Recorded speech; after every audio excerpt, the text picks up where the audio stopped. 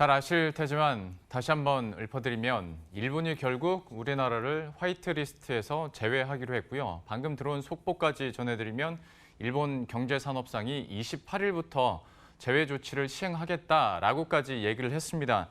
저희가 예상을 했었던 거고 저도 방송에서 이야기를 참 많이 다루고 전문가들과 이야기를 했었습니다마는 막상 진짜로 이런 결과가 나오니까 참 감정적으로도 중립을 지키기가 쉽지 않습니다. 좀 말도 안 되는 외교 사안들이 계속 진행이 되고 있는데요. 경제에 미칠 영향은 어떨지 한번 또 객관적으로 판단해 보도록 하죠. 오늘 현대경제연구원의 최양호 고문 모셨습니다. 어서 오십시오. 네, 반갑습니다. 안녕하십니까. 네. 이게 어떤 너와 나나 여야를 떠나서 그렇죠. 국익에 있어서는 다 같이 우리가 되는 건데 하다 보니 좀 감정적으로도 좀 흥분이 될 수도 있을 것 같고 오늘 저희 유독 유튜브 채팅창에서도 지금 난리라면 난리가 난 것 같습니다.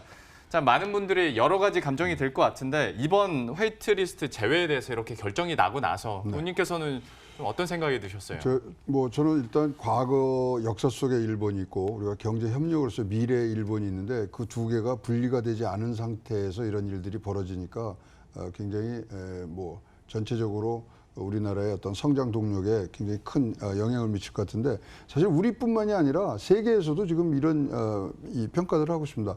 미중 무역 전쟁 굉장히 지금 위험하다 그러지 않습니까? 네. 근데 미중 무역 전쟁보다 한일 간의 갈등이 전 세계 경제 성장의 발목을 더 크게 잡을 것이라는 그러한 평가까지 나오는 거를 봤을 때 이거 단순히 양국 간의 문제가 아니라 전 세계 경제에도 문제가 되기 때문에 우리가 아주 세밀히 그리고 또 강경히 우리 국익의 차원에서 판단을 내리는 대책들이 나왔으면 좋겠습니다. 참 그러면 큰 그림에서부터 우리 경제에 미칠 영향을 하나하나 따져보도록 할 텐데 이제 화이트리스트에서 제외되면 한 1,100여 개 품목에 대해서 이제 건건히 허가를 받아야 되잖아요.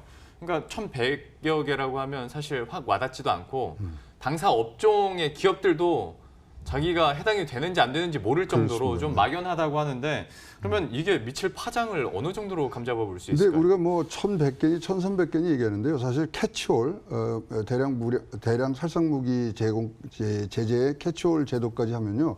사실 식료품하고 목재 외에는 다 걸린다고 보면 됩니다. 네. 따라서 지금 저희들이 계속 이 분석을 하고 있습니다만 일단 수익 금액이 1천만 달러 넘고요. 그다음에 비중이 50% 넘는 것들은 전체에서 한 83개 정도가 되는데 이것들이 이제 치명적이죠. 치명적인데 얼마만큼 우리가 국산화를 하고 이 수입점 다변화를 하느냐에 따라서 다른데 사실 이 목표를 해갖고 들어오는 거를 보시면은 사실 우리의 반도체 아주 급소를 찌르고 들어왔기 때문에 그 부분에 지금 우리가 조금 더 이 관심을 기울여야 될 텐데 지금 세 가지 품목을 했지 않습니까? 근데 지금 눈에 띄는 피해는 없어요. 왜냐하면 세 가지 소재에 대해서 발표를 하면서 내용을 봤더니 감광재 포토 레지스터도 사실 7나노 EUV 거는 됐고 나머지는 또 D램하고 프레시는 불포함이 됐어요. 폴리이미드도 굉장히 타격이 있을 것 같은데 폴더블 폰에 들어가는 거는 제외되고 그래서 사실 이제 피해는 없습니다만 지금 기다리고 있는 나머지 것들이 너무나 어마무시한 것들이 많죠. 실리콘 웨이퍼, 그다음에 이미지 센서, 그리고 메탈 마스크, 분리막 이런 것들을 치고 들어오면요 거의 우리 반도체에 굉장히 그러니까 급성적으로 타격을 줄 수 있는 부분들이 생기는데요. 가만히 또 따지고 보면요. 우리가 조금 더 냉정하게 대처를 해야 된다 생각하는데요. 에칭가스 같은 거 있잖아요. 그거 전체 수입액이요. 1,000억밖에 안 돼요. 1,000억밖에 안 되는데 왜 우리가 그러면 이렇게 매달렸느냐. 지금까지 글로벌 공급망이 1990년부터 각 국별로 잘 분화되는 모습들을 갖춰왔는데 그게 이제 보호무역주의라든가 그래서 깨져가는 부분들이 있기 때문에 이러한 문제들은 앞으로 상수적으로 우리 국가에 다가올 수밖에 없습니다. 글로벌 공급망이 깨지는 상태에서는 저희들이 다른 산업적 전략을 갖고 가야 되는 어떤 계기로 봐야 되는데요. 일단 어느 분야 이거보다 전체적으로 식품, 목재 이런 거 빼놓고는 다 걸릴 수 있다고 생각을 하시면은 마음이 편하실 것 같습니다. 그러니까 얘기를 해주신 것처럼 규모를 떠나서 워낙 오랜 시간 동안 우리 기업과 일본 기업 간의 어떤 불화수소 이런 계약들이 계속 있어 왔으니 그렇죠. 당연히 그렇게 생각을 하다가 이제 발등에 불이 떨어지다 보니까 국산화 얘기를 하게 되는 건데 잠시 후에 국산화에 대해서도 한번 여쭤보도록 하겠고 그 전에 부메랑 효과 얘기 많이 하잖아요. 네. 결국 일본도 피해를 받을 거고 그렇습니다. 가장 큰 고객사를 놓치는 걸 수도 있는 건데 일본 그렇습니다. 입장에서는 좀 그 일본 기업들의 피해는 어느 정도로 보십니까? 그러니까 지금 일본 기업이 전 세계 뭐 물량의 80%, 90%를 갖고 있다고 이제 얘기를 하지 않습니까? 근데 그 80%, 90%를 한풀 꺾어서 들어오면 무슨 얘기냐면 한국이 메모리 시장에서 60%를 갖고 있잖아요. 네. 그러니까 전수 한국에다가 자기네들이 수출하는 거였다였어요. 네. 그러다 보니까 이 좀 말씀하신 대로 일본 기업에도 굉장히 큰 영향을 미칠 것 같은데요. 지금 나와 있는 숫자들은 한 58억 원, 그러니까 7조 정도의 자국 피해가 예상된다 그러는데요. 재미난 이 인터뷰가 하나 최근에 나왔습니다. 다카시라는 분인데 이분이 예. 반도체, 일본 반도체 굉장히 유명하신 분인데 무슨 책을 썼냐면 이분이 일본 반도체의 패망 이런 책을 썼는데 네. 2, 3년 후에 이러한 사태가 그대로 간다 그러면 2, 3년 후에 일본의 반도체는 산업적 기반을 잃어버릴 것이다. 예. 한국이 뭐 국산화를 하고 수입선을 다변화했을 때는 대체제를 찾았을 때는 일본이 과거 메모리 시장을 한국에 뺏겼던 것처럼 앞으로 나올 시스템 반도체라든가 모든 거에서 예. 한국이 우선권을 가질 수밖에 없는 강화를 해주는 계기가 돼서 이것은 자충수를 두고 이런 표현을 했어요. 스스로 우리가 우리의 무덤을 파고 있는 그러한 형국이다. 예. 그렇기 때문에 일본도 오래 갈 수 있는 그런 추가적인 동력을 어디서 찾아야 될지 고민이 많은 그러한 전문가들의 얘기도 많이 들려오는 걸 봐서는 어쨌든 간에 우리가 뭐 이웃이라는 게 뭐 아파트 사는 게 아니고 이사 갈 수도 없고 예. 대화의 국면은 한 번은 열려야 된다고 생각합니다. 자, 방금 인용해 주신 그 인터뷰 내용도 참 이슈가 많이 됐었는데 뭐 이 와중에 오늘 그 경제산업상 그 기자회견 내용 들어보면 자국 기업에는 피해가 없을 거다라고 얘기하니까 이게 참 말이 되나 싶기도 그렇죠. 하고. 아니 뭐 우리가 불매 운동하면은 예. 뭐 사실은 우리나라 지금 굉장히 뭐 불이 붙어 있습니다만은 사실 일본이 우리나라한테 지금 이 최종 소비재로 수출하는 거는 전체 수출액의 6.3%밖에 안 돼요. 근데 우리가 지금 관광을 안 가잖아요. 그렇죠. 근데 관광 같은 거는 굉장히 지금 큰 피해를 줄 수 있는 게 사실 양국 다 관광이 GDP에 차지하는 건 1.8%에서 2% 정도 되는데요. 고용 효과로 보면은 일본은 관광이 9.5%입니다. 지금 지방 도시에 가면은 뭐 관광에 의한 고용 축소가 일어나기 때문에 여기도 버틸 수 있는 부분들이 굉장히 약하고요. 예. 우리나라는 한 2% 정도 돼요. 예. 근데 우리나라가 지금 750만 명이 가고 이제 일본이 250만 명이 오는데 우리가 6조 정도를 쓰고 일본은 관광객들이 여기서 1조 5천을 쓰기 때문에 이런 차이들이 쌓이기 시작하면은 양국 다 사실은 피해가 큰 거죠. 그러게요. 그래서 지금 이제 발표가 난 이후에 일본 현지에서 들어온 이 얘기들을 속보식으로 제가 받았는데요. 뭐냐면 일본의 이제 28일 날 지금 경제산업성 장관이 이제 시행을 하겠다 그랬는데 하나를 지금 카드를 하나 갖고 있답니다. 예. 일본 국왕이 예. 공포를 한 후에 21일 이후에 이제 시행을 하게 돼 있는데 그렇죠. 그것을 일본 국왕이 공포하는 것을 연기 또는 유보를 하는 카드를 지금 쓸 가능성이 높다 이렇게 예. 됩니다. 자, 그러면 일단은 가게에서 통과가 됐기 때문에 일본 국민들의 한국에 대해서 본때를 보여주겠다는 그런 여론에 대해서 무마를 시키면서 한국과의 협상 그리고 압박용 카드로는 굉장히 좋은 카드가 되면서 네. 또 지금 미국이 그나마 또 중재를 하러 들어오는 부분들에 있어서도 어떤 카드로 내놓을 수 있어서 그 시나리오가 지금 급부상한다는 얘기를 듣고서 지금 방송을 들어왔거든요. 예. 그래서 그것도 이제 우리 가능성에 이제 하나를 봐야 되는데 오늘 오후 2시에 이제 문재인 대통령이 임시 국무회를 이제 소집을 해서요. 어떤 반응들이 나올 거냐를 이제 봐야 되는데 일단은 강경 모드는 강경 모드인 것 같습니다. 첫 번째 조치로 난간표 주일 대사 지금 소환하는 이 일에서부터 쥐소미아의 파기까지 강경 대응론들에 대한 어떤 준비들이 딱 나오는데 종합적으로 2시에 어떤 국민적 메시지는 이제 보내시지 않겠나 보여집니다. 그 일왕의 공포로 인한 그 카드, 또 하나의 카드 얘기를 해주셨잖아요. 네. 저도 지난주에 아베 총리 휴가 시즌이랑 겹치면 늦어질 수 있다라는 소식 네. 듣고 이거 좀 어이없는데라고 생각했는데 이게 또 새로운 카드가 그렇습니다. 협상 카드로. 하여튼 어쨌든 간에 그 행정적인 그 절차가 국왕이 공포를 한 후 예. 21일 이후에 그렇죠. 시행령이 가야 되는 부분들이니까 지금 현지에서 급부상하는 시나리오는 점에서는 또 우리가 이제 체크를 해봐야 되겠습니다만은 예. 지금 일본도 완전한 결별, 완전한 이 파국 여기에 뭐 방점을 두고 시작한 건 아니거든요. 예. 따라서 이런 부분들 우리의 외교력이라든가 뭐 우리의 이 국민들의 단합단 한 방향으로 나가는 그러한 모습들에서 어떤 돌파구를 우리가 찾아야 된다고 생각을 합니다. 그리고 일본에서도 자국 기업의 피해는 없을 거라고 뭐 정부 차원에서는 얘기합니다만은 여전히 그 반도체 직접적인 타격을 받는 기업들은 지금 뭐 대책 마련이 시급하다고 얘기를 하더라고요. 저희가 또 며칠 전에 양양자 원장과도 얘기를 네. 나눴었는데 그때 당시에도 피해는 있는데 아베 총리에서 내려오는 압박이나 뭐 본인들이 책임을 그렇죠. 져야 되는 상황이 올 수도 있어서 지금 몸을 사린다 얘기를 하더라고요. 일본에서도 이 부분은 간과할 수 없을 거기 때문에 어떤 협상의 여지가 남아있을지는 한번 계속 지켜보도록 하겠습니다. 아니, 그러다 보니까 미국의 ICT 6대 협회에서 네. 반도체 협회, 미국 반도체 장비 협회 등등에서 벌써 성명을 냈지 않습니까? 그렇죠. 예. 양국이 좀 차분히 해라. 예. 그러면서 뭐 디램 값도 올랐다가 다시 내려왔습니다만 이것은 전수 세계 경제 특히 우리 소비자들에게 완전히 부과되는 그런 다른 또 성장 저하의 요소기 때문에 지금 엔드 유저가 되는 선진국들의 네. 이런 이 제조업체들 굉장히 신경이 많이 쓸 겁니다. 예, 역시 뭐 전 세계에서 반도체 관련해서는 압박이 오고 있기 때문에 어떻게 스탠스가 변할지도 한번 지켜봐야 될 것 같고요.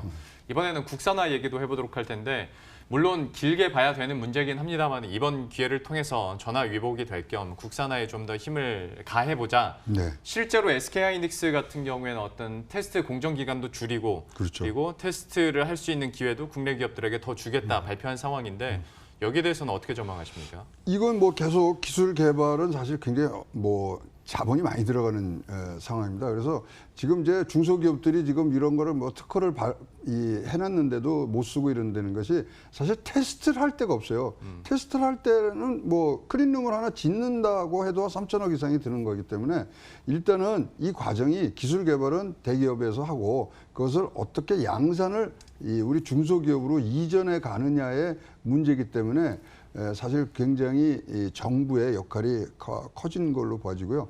사실 이제 우리가 이 반도체 업계에서는 다른 그 회사하고 계약을 할 때 어떤 감광액을 쓰는지 용액 하나 바꾸는 것 갖고도 6개월 이상의 그렇죠. 퀄리피케이션을 봐야 돼요. 예. 그래서 이거는 굉장히 장기간에 걸친 우리가 꼭 해야 될 일입니다만은 문제고요. 이것이 지금 뭐 전 세계 글로벌 공급망을 봤을 때 다 떨어졌어요. 뭐 포토 장비는 네덜란드 뭐 등등 해서 예. 사실 뭐 솔직히 말씀드리면 20년 넘게 걸리는 일입니다. 그러나 해야 될 일이고요. 그래서 점점 더 하고 지금 특히 이제 SK 지금 이노베이션 같은 데서는 분리막 같은 것도 경쟁사인 예. 다른 회사에 LG에도 나눠주겠다 예. 등등 어떤 이 국내의 공급 체계망들이 다시 구축되는 과정이기 때문에 지금 국산화를 우리가 뭐 이 단기적인 요법이 아니라 그래서 우리가 버릴 수는 없고요. 조금 더 국가의 역할들을 강조를 하면서 조금 더 투자적인 그다음에 선택적인 그다음에 우선순위를 좀 더 두는 그런 모습들로 우리가 대처를 해야 될 거라고 생각을 합니다. 예. 하다 보니 이런 국산화를 제대로 이루기 위해서는 말미에 얘기를 해주신 것처럼 정부와 기업 간의 어떤 협의도 필요할 테고 실제로 정부에서도 좀 지원 혜택을 이제 하나 둘씩 계속 내놓고 있는 상황인데요. 여기는 너무 당연한 얘기니까 여쭤보고 싶은 건 대기업과 중소기업 간에 얼마나 상생을 잘 이뤄낼 것이냐인데 사실 초기에 이런 얘기가 나왔을 때 좀 잡음들이 있었지 않습니까? 그렇죠. 그러니까 중기부 장관도 모 기업 대표와 얘기를 하면서 모 기업 대표는 아직 기술력이 안 돼서 안 쓰는 거다. 뭐 그런 얘기. 그리고 중기부에서는 무슨 소리냐. 이미 우리는 기술력을 가져왔었는데 너희들이 일본 업체와만 계속 이걸 계약을 하는 과정에서 안 쓰는 거 아니냐. 뭐 이런 논란이 있었잖아요. 아니 그러니까요. 이게 기업이라는 게 이윤을 창출하기 위해서 하는데 싸고 더 좋은 부분들이 외부에 있으면 갖다 쓰는 거고요.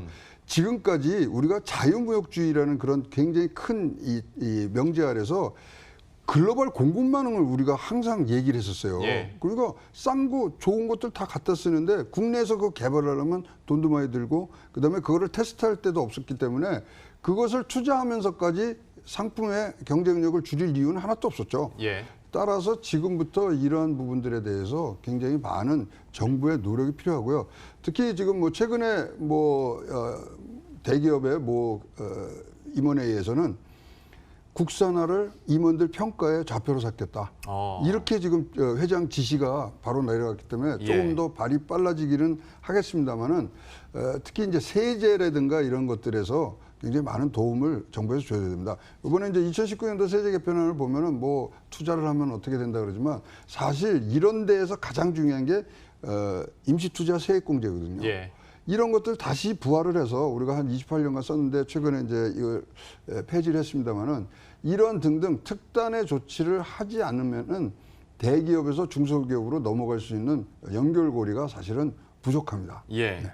역시 앞으로 또 정부에서 그리고 또 대기업과 중소기업 간에 어떻게 상생 협력을 이뤄낼지 얘기 들어보면 대기업에서도 국산화에 대한 필요성은 이제 얘기가 나오는 것 같고 그렇죠. 실제로 지시가 내려오는 것 같으니까요. 한번 기대해 보도록 하겠습니다. 그러면 이제 슬슬 마무리 지으면서 앞으로의 전망도 몇 가지 해보도록 할 텐데요. 네. 아무래도 이제 물론 일본에서 자동차 판매, 우리 국산 자동차 네. 판매는 굉장히 적긴 했습니다만은 네네. 미래차에 대해서는 좀 부품 공급에서 차질이 있을 수도 있다라는 얘기 나오거든요. 어떻게 보십니까? 지금 이제 반도체 또 디스플레이 이외에 이 사실 일본 의존도가 제일 높은 데가 석유화학 제품이고 그 다음이 이제 자동차 공작 기계들이거든요.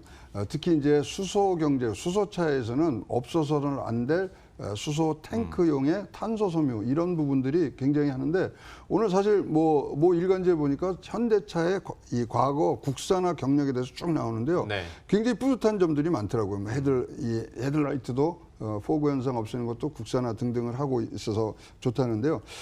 결국은요, 이 부분은 국산화로 되는 것은 아닙니다.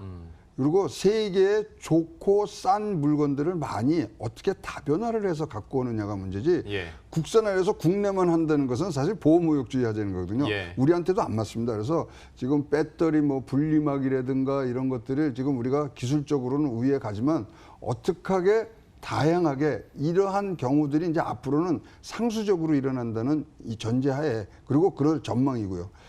다시 한번 글로벌 공급망의 재건을 위해서 우리가 기술을 갖는 것도 중요하지만 다변화하는 것이 훨씬 더 세계 경제적이라든가 우리 측에서도 이익이 되기 때문에 그런 두 가지 투트랙이 같이 가야 된다고 보여집니다. 예, 좋은 부분을 또 짚어주신 것 같습니다. 아무래도 이런 분위기 속에서는 야, 다 국산화 해버리자라고 그냥 쉽게 생각할 수도 있는데 이거는 현실적으로도 그렇고 자유시장 논리에도 약간 맞지 않는 부분이기도 하고 해서 오히려 투트랙 전략으로 국산화와 함께 공급사 다변화도 지금 고민을 해야 될 때다 계속 얘기를 해주셨는데요. 이 부분도 또 국내 자동차 기업들에서 어떻게 받아들일지 한번 계속 지켜보도록 하겠고 방금 나왔었던 정부에 대한 지원책도 잠깐 얘기하면서 마무리를 지어보도록 할 텐데 어떤 세제 지원이랄지 임시 또 지원책에 대해서도 잠깐 얘기를 해주셨잖아요.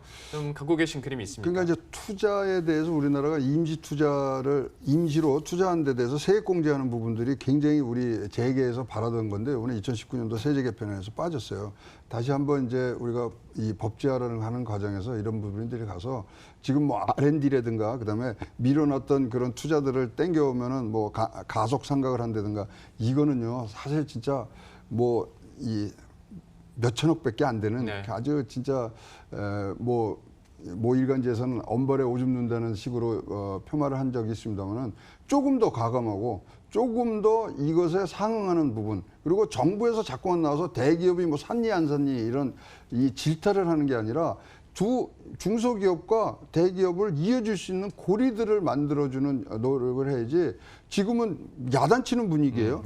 절대 그래서는 안 될 것 같습니다. 국민이 하나로 돼서 이 위기를 넘기는 그러한 해안들을 정부 측에서 먼저 선제적으로 마련해 주시기를 진짜 간곡히 부탁드립니다. 지금으로서 정부도 대기업도 중소기업도 어떤 패러다임과 시각의 변화가 필요한 때인 것 같습니다. 결국에는 우리 국익을 위해서 또 많은 사람들이 움직여야 될 텐데요. 오늘 일본이 우리나라를 화이트리스트에서 제외한 것과 관련해서 그 영향력과 앞으로의 또 바라는 점에 대해서 이야기 나눠봤습니다. 현대경제연구원의 최양호 고문과 오늘 함께했습니다. 오늘 말씀 고맙습니다. 감사합니다. 예, 그럼 저희도 여기서 인사드리도록 하겠습니다. 식사 맛있게 하시고요. 저희들은 내일 이 시간에 다시 찾아뵙도록 하겠습니다. 시청해주신 여러분 고맙습니다.